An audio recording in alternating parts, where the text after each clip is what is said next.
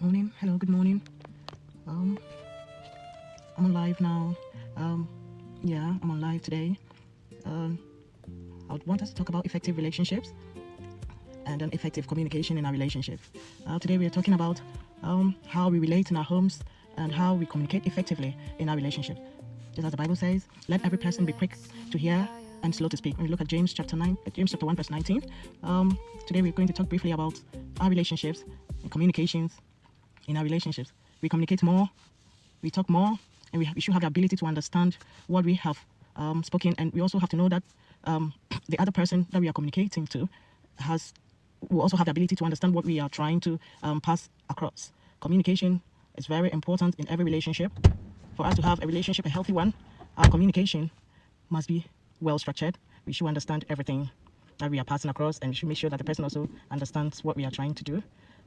Especially in marriages, there are many conflicts that are caused by lack of good communication. When our communication is poor, it can cause all sorts of unhealthy relationship. We can lose trust. There will be a lack of emotional safety. There wouldn't be unity. We wouldn't have better decision making. But if we are able to communicate well, we will have understanding, we will have peace, there will be positive roles, positive vibes around us. So it's always important that we have a good communication.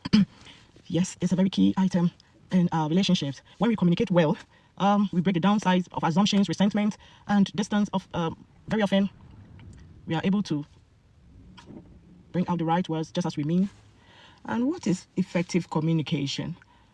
Effective communication is when we exchange our thoughts, our feelings, our needs, and our concerns in a way that the other person that we are communicating with understands. These include speaking honestly, listening carefully, respecting each other, and talking respectfully. Sometimes we clarify misunderstandings with our communications. We seek solutions instead of winning arguments.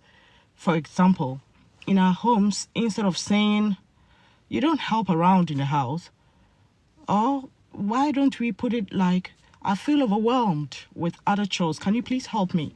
That is a good communication. When you do that, the other person feels like, "Oh, yeah, at least the person respects me. So now I can put something up and help." There are 4 pillars of healthy communication that we should consider. One is active listening. What is active listening? Listening is not waiting for your turn to speak, no. You practice listening. You maintain the eye contact here. You avoid interruptions. You repeat back what you heard. And then you ask clarifying questions.